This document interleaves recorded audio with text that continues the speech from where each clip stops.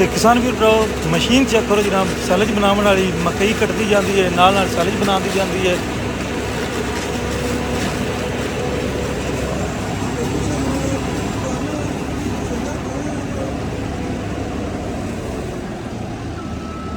ਜਿਹੜਾ ਕੰਨੀ ਵਾਲਾ ਫੇਰਾ ਹੈਗਾ ਇੱਕ ਜਾਂ ਦੋ ਫੇਰੇ ਉਹ ਆਸਾਨੀ ਨਾਲ ਸੈਲਜ ਸਿੱਧਾ ਬੰਕਰ ਦੇ ਵਿੱਚ ਜਾਵੇ। ਤੇ ਜਦੋਂ ਦੋ ਫੇਰੇ ਕਟਾਈ ਹੋ ਗਏ, ਖੁੱਲ੍ਹਾ ਕੰਮ ਹੋ ਗਿਆ, ਫਿਰ ਜਿਹੜਾ ਫਿਰ ਟਰੈਕਟਰ ਤੇ ਬੰਕਰ ਜਿਹੜਾ ਉਹ ਨਾਲ ਚੱਲੇਗਾ ਤੇ ਇਹ ਸਿੰਗਲ ਜਿਹੜਾ ਖੋਲ ਦਿੱਤਾ ਜਾਵੇਗਾ।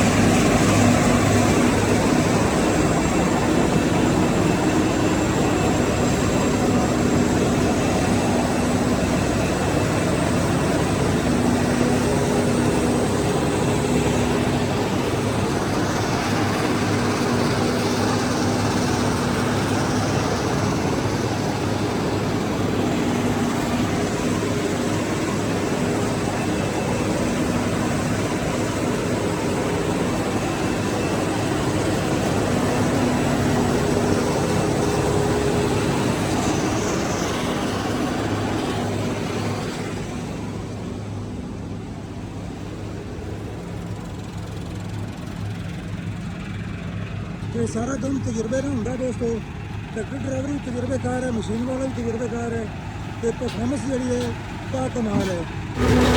ਤੇ ਬਾਕੀ ਜਿਹੜੇ ਦੋਸਤ ਕਿਸਾਨ ਵੀਰ ਭਰਾ ਹਾਲੀ ਤੱਕ ਸੈਲਜ ਵਾਲੇ ਸ਼ਿਫਟ ਨਹੀਂ ਹੋਏ, ਉਹਨਾਂ ਨੂੰ ਚਾਹੀਦਾ ਭਾਈ ਪੱਠਿਆਂ ਦੇ ਨਾਲ ਨਾਲ 1-2 ਕਿੱਲੇ ਜਿਹੜਾ ਹੈ ਨਾ ਸੈਲਜ ਵੀ ਬਣਾਓ, ਛੋਟੇ ਪੈਮਾਨੇ 'ਤੇ ਕੰਮ ਸ਼ੁਰੂ ਕਰੋ। ਉਮੀਦ ਹੈ ਜਨਾਬ ਕੰਮ ਵਧੀਆ ਰਹੇਗਾ।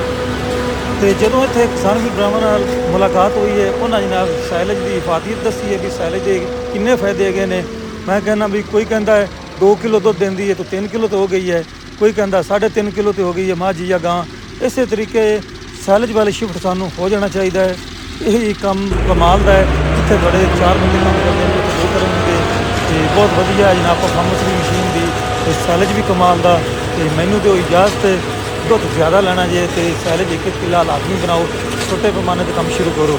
ਤੇ ਤੁਹਾਡਾ ਭਰਾ ਮੀਆਂ ਮੁਹੰਮਦ ਬੱਟੂ। ਅੱਲਾ ਹਾਫਿਜ਼। ਪਾਕਿਸਤਾਨ ਜ਼ਿੰਦਾਬਾਦ।